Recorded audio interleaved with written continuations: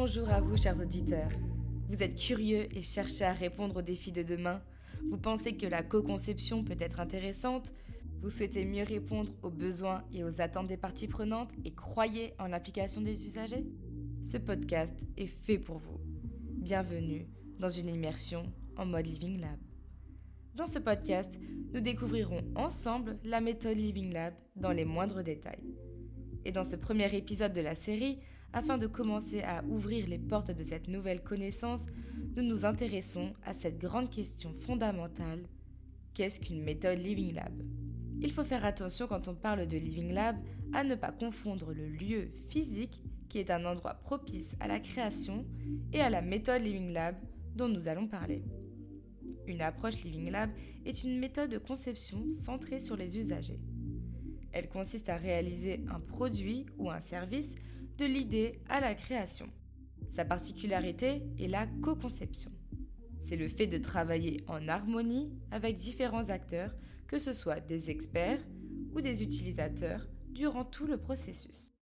Cette philosophie focalisée sur les usagers a pour but de mieux répondre aux besoins et aux attentes des futurs usagers et plus globalement des parties prenantes.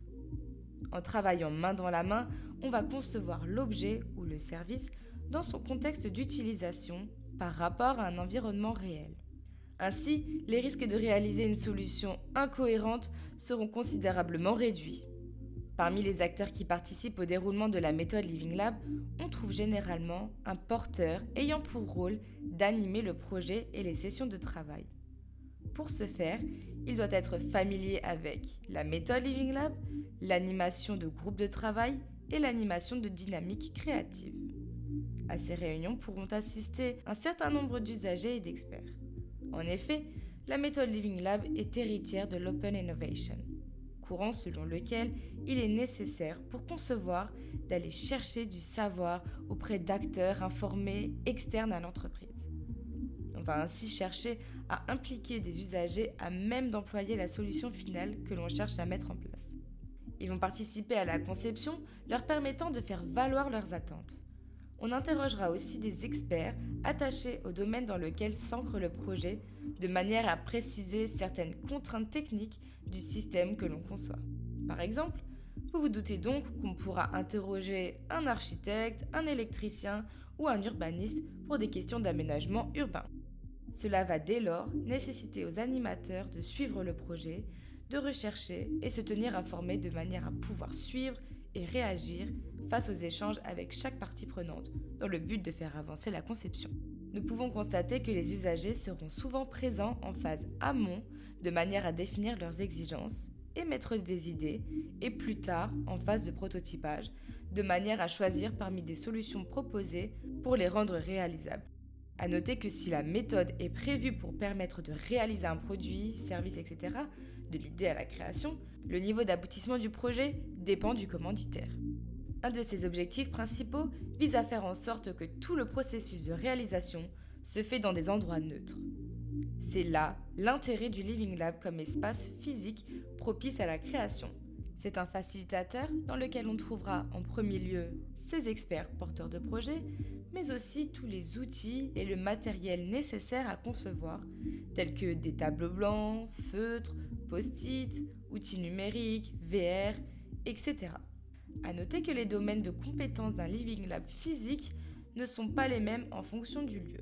Néanmoins, si vous ne pouvez pas vous y rendre, il est tout à fait possible d'appliquer cette méthode en tâchant de trouver une salle hors des locaux du lieu de travail. Cette nécessité de se rendre dans un endroit neutre va affecter la psyché des acteurs en les mettant dans les meilleures conditions à la création et en leur permettant de laisser toute la charge mentale et les dossiers au bureau. Cela permettra aussi de favoriser la construction d'un climat de confiance propice à l'échange où les différents acteurs vont pouvoir s'impliquer sans crainte. Il faut s'y rendre avec la volonté de faire avancer le projet et non pas ruminer les tâches de travail. Avant une séance Living Lab, le plus souvent, l'animateur sera d'ailleurs amené à rappeler les règles de bonne pratique d'une réunion. Le but étant de créer des conditions de bienveillance et de confiance entre les participants pour que l'ensemble des personnes s'écoutent et se respectent.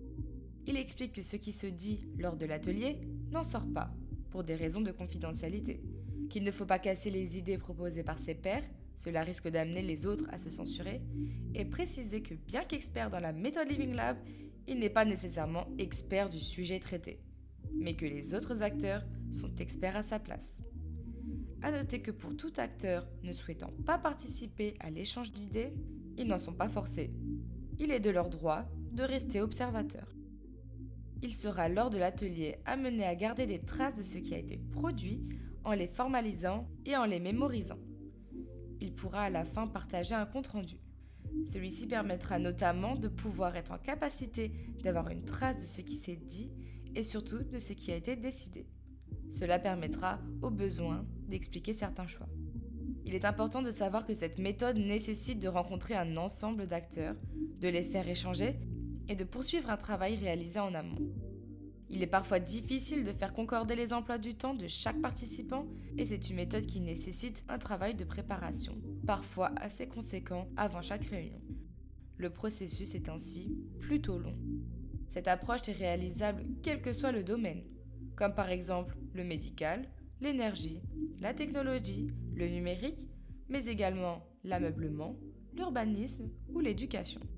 Tant que le projet nécessite des solutions qui doivent être acceptées par les acteurs et que le délai le permet, il est possible d'employer cette méthode.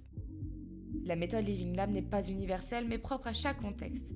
Elle s'adapte au projet, c'est pourquoi certains acteurs auront d'autres noms pour les phases et le déroulé de celle-ci.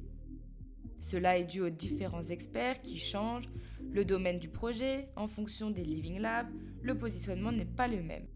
Certains semblent plutôt s'intéresser à certaines étapes et d'autres à d'autres étapes. Je vais donc vous parler des principes s'accordant dans tous les domaines. La méthode se décompose en 4 phases principales. La première est la phase d'exploration où une analyse du sujet et une cartographie des acteurs est réalisée. La seconde est la phase de conception où le but est de comprendre les besoins des acteurs et de faire diverger les idées. Ensuite, il y a la phase de prototypage et développement dans laquelle les idées convergent et où l'on réalise, si besoin, un prototype et le tester en conditions réelles. Pour finir, c'est la phase de déploiement. Ici, c'est une acceptation des consommateurs en situation réelle qui est faite. Chaque phase suit sensiblement le même schéma. Elle consacre du temps à l'idéation, l'exploration, l'expérimentation et la validation. Les étapes ne sont pas suivies machinalement. Le plus important dans la méthode Living Lab est son caractère itératif.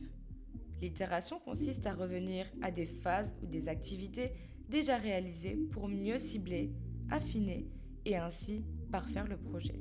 Autrement dit, si vous constatez à un moment qu'une étape précédente n'est pas validée, par exemple due à un oubli d'exigence, il va ainsi être important de revenir sur la phase précédente de manière à pouvoir de nouveau proposer des solutions adéquates. De plus, revenir sur une phase amont par itération permettra de renforcer la structure de projet. Il ne faut pas non plus que ceux-ci viennent détruire les efforts précédents. Il est important de construire par-dessus cette structure initiale pour faire avancer le projet, pas de sans cesse recommencer le travail fait en amont, au risque d'éternellement stagner. Cela va notamment être le rôle de l'animateur, d'expliquer le travail fait en amont, d'expliquer que les missions de la présente réunion se basent sur une application déjà faite.